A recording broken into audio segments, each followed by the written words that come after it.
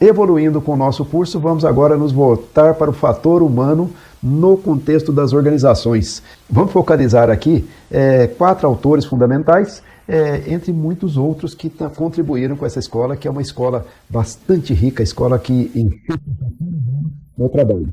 Nós começaremos com o Elton Meio, que foi o que deu a partida nessa percepção da importância do fator humano no trabalho. E seguiremos com os outros. E vamos indicando também outras alternativas de mais estudos da sua parte, para um conhecimento maior dessa abordagem relativa ao ser humano no trabalho. Já ouviu a expressão hipótese da turba? É uma crença de que a humanidade, o ser humano, não passa de uma horda de indivíduos desorganizados e atuando cada um no seu interesse próprio. Seria um bando de pessoas sem outra coisa a não ser a busca do próprio interesse. Isto leva a um diagnóstico errado de como agir com as pessoas. E esse diagnóstico errado, às vezes, vem do técnico, às vezes vem de uma gerência. E esse diagnóstico errado leva a ações erradas. Quem falou isso foi o Elton Meio, chamado o pai das relações humanas no trabalho. Elton Meio, nós já falamos do Taylor, que teve um enfoque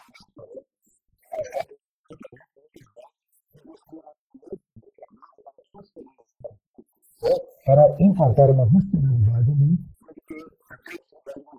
Falamos também do Fayol, que falou do processo gerencial no âmbito da gerência e da organização, e que tocou no ser humano, falou da importância do fator humano, mas não foi muito a fundo especificamente nisto. E falamos do Max Weber, que teve uma análise mais global, focalizando a sociedade burocrática e as organizações burocráticas. Agora, este enfoque no ser humano é o enfoque iniciado pelo Elton Meio, embora, naturalmente, lá no passado, outros já tenham falado sobre esse assunto, como o Robert Owen, que disse, os seres humanos são as máquinas vivas, cuidem bem das máquinas vivas, que aí a produtividade vai ser maior, etc, etc. Mas, então, o Elton Meio iniciou a chamada Escola das Relações Humanas, e também a Escola Comportamental. A partir dele é que se deslancharam essas escolas aí. Elton Meio, chamado o pai das relações humanas no trabalho, um australiano, psicólogo, que foi lecionar nos Estados Unidos, uma formação elevada em psicologia e em filosofia. Ele lecionou em várias universidades americanas e depois foi parar na Harvard, onde ele fez a maior parte da sua carreira. Ele foi dar continuidade a uns estudos que foram iniciados ali para 1920 e até o final dos anos 20, 1927, por aí.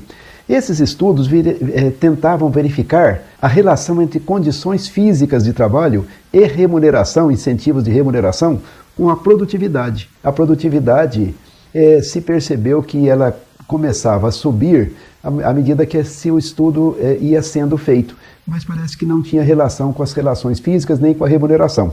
Mas esses estudos foram interrompidos e aí, eis que lá para 1927, o Elton Meio foi convocado a dar continuidade a esses estudos.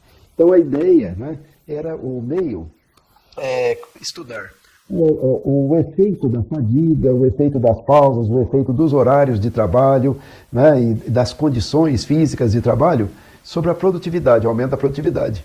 E o Meio começou a fazer um conjunto de entrevistas, e foi percebendo que, na verdade, essas coisas não tinham tanto peso como se imaginava sobre a produtividade do trabalho. E ele percebeu, então, aquela charada lá atrás, que alterando as condições de iluminação, que era o caso, iluminação, não alterava muito a produtividade. Alterando as condições de remuneração também não alterava muito a produtividade. Aí ele foi percebendo que, a partir do momento em que as pessoas passavam a ter mais atenção, aí a produtividade aumentava. Os estudos, por trazerem atenção para as pessoas, eles passaram a ter um efeito positivo. Então, por meio das entrevistas, o Meio percebeu que uma participativa coisas relevantes. As pessoas passavam a ser mais produtivas a partir do momento que elas se julgavam ou se percebiam como mais importantes para a direção da empresa, e que eram mais informadas e que eram mais ouvidas. Então, do foco na tarefa do Taylor, no modelo taylorista de administração científica do trabalho, e do foco na gestão, na parte de estruturação da gestão, ele percebeu que deveria ser acrescentado o fator humano, que o fator humano era uma chave de produtividade decisiva dentro desses modelos, né, porque eles eram carentes de uma maior atenção ao fator humano. Certo? Então criou-se aí a chamada, aquilo que veio a ser denominada depois, a Escola das Relações Humanas no Trabalho. O Elton Mayo percebeu então que os aspectos psicológicos, que o conteúdo dos cargos, que a atenção ao pessoal, né, fazia uma diferença muito grande. Percebeu que o ser humano não é um autômato, não é uma máquina, que ele tem valores, ele tem emoções, ele tem solidariedade com outras pessoas. Percebeu que as condições físicas de trabalho não respondem a tudo, né? Elas são apenas uma parte, tá certo? Igualmente percebeu que a remuneração, né, também não tinha sozinha grande peso sobre a produtividade. Percebeu igualmente que a programação das tarefas, a engenharia ali das tarefas, a racionalidade das tarefas também desempenhava um aspecto importante, mas não era tudo, né? E percebeu que recompensas de natureza social, não econômica, tinham um peso significativo sobre a satisfação no trabalho e a produção. O Mayo percebeu também que a maneira de perceber o trabalhador, né, a forma como a direção ou como os técnicos percebiam o trabalhador, afetavam as relações, né? Então, ele percebeu que técnicos que foram investigar o trabalho lá, a produtividade do trabalho, essa coisa toda, às vezes viam o trabalhador como um apêndice, né, como algo sem tanta importância, sem atentar para os aspectos emocionais, sociais das relações de trabalho. Por isso é que não descobriram o que estava acontecendo ali. Então,